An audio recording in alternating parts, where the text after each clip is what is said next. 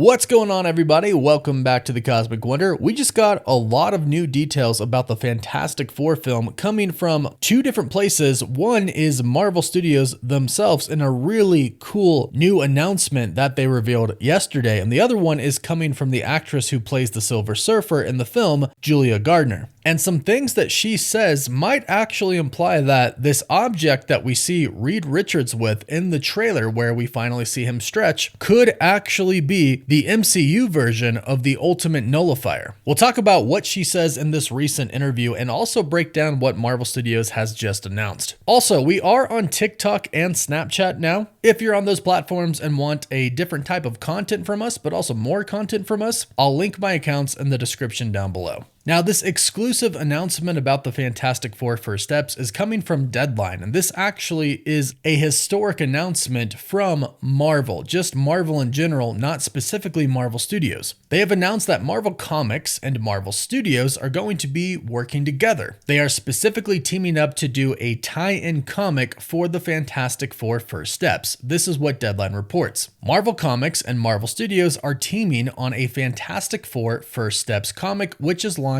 on July 2nd. Here's why this is a big deal. It's the first time that the comic side and the studio side have worked together on a comic set in the world of a specific MCU movie. So it's a comic that takes place in the MCU. It doesn't take place in the comics universe. It takes place in the Marvel Cinematic Universe. It's a really cool deal, and it's actually written by Matt Fraction. The drawings are by Mark Buckingham, and the cover art is by Phil Noto. And what's interesting is it's a one-shot comic book that is published by the Future Foundation. So this is just a really cool idea, but in this announcement, they revealed something pretty important about the Fantastic Four First Steps film, confirming a pretty big part of the movie. They state, "The one-shot comic book is designed to be an artifact from the world of the upcoming movie and confirms a few things that fans have speculated about, including that the Fantastic Four First Steps is not an origin story, but will pick up 4 years after they become heroes."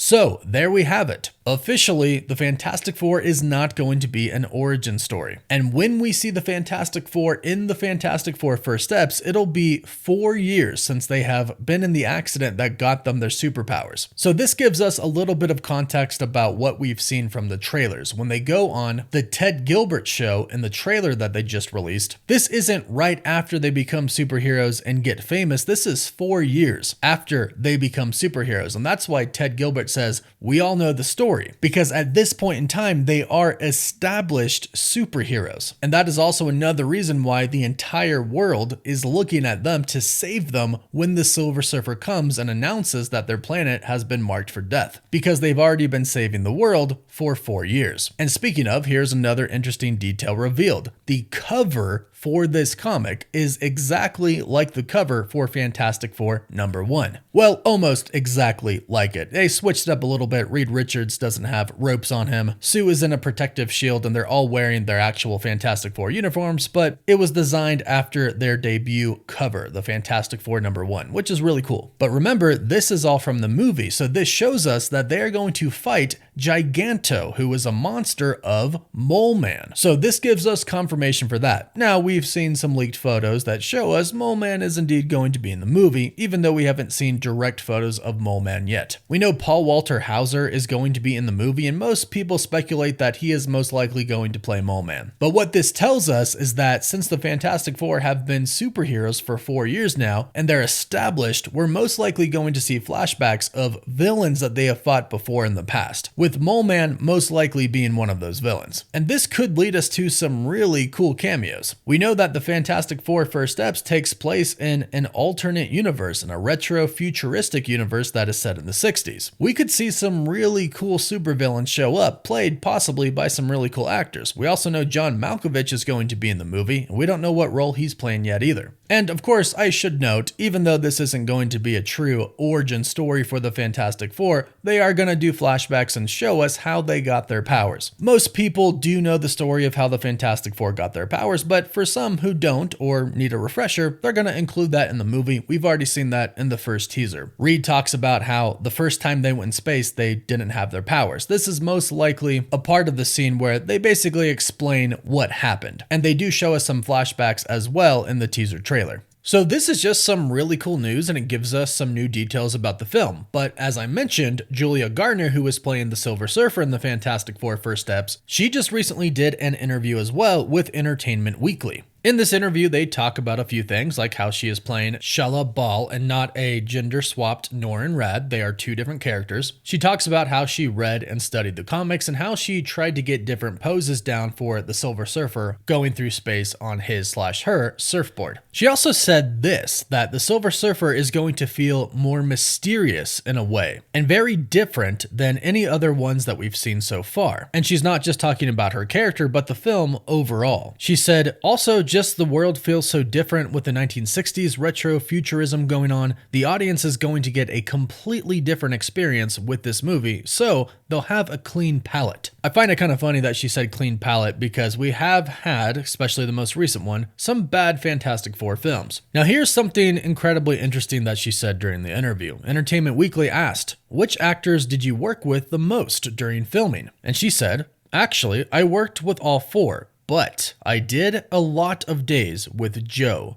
Joseph Quinn is so lovely, and I think he's absolutely brilliant in this. Okay, so based on what she just said, she has the most scenes with the Human Torch. So the Silver Surfer and the Human Torch are going to interact a lot. And knowing that the Silver Surfer is most likely going to turn good in this movie and go against Galactus, it makes me think that the Silver Surfer is going to help the Fantastic Four figure out a way to actually defeat him. And that's going to involve Johnny Storm more than the others, at least for the story of the Silver Surfer. This makes me think of the part in the full trailer that they just released where the Fantastic Four are going towards a planet that is seemingly being destroyed by Galactus. I think this part right here is where the Human Torch might team up with the Silver Surfer to get on Galactus's ship. We did see a scene that appears to be the Silver Surfer on Galactus's ship. Or it could be the Elemental Converter. But the Elemental Converter is kept on his ship, the Ta-2. And you know what else is kept on his ship? The Ultimate Nullifier, the device that the Fantastic Four use in the comics to get rid of Galactus, to spare their planet. The Ultimate Nullifier was created by the Watcher Mnu, and it's a weapon that has the ability to essentially delete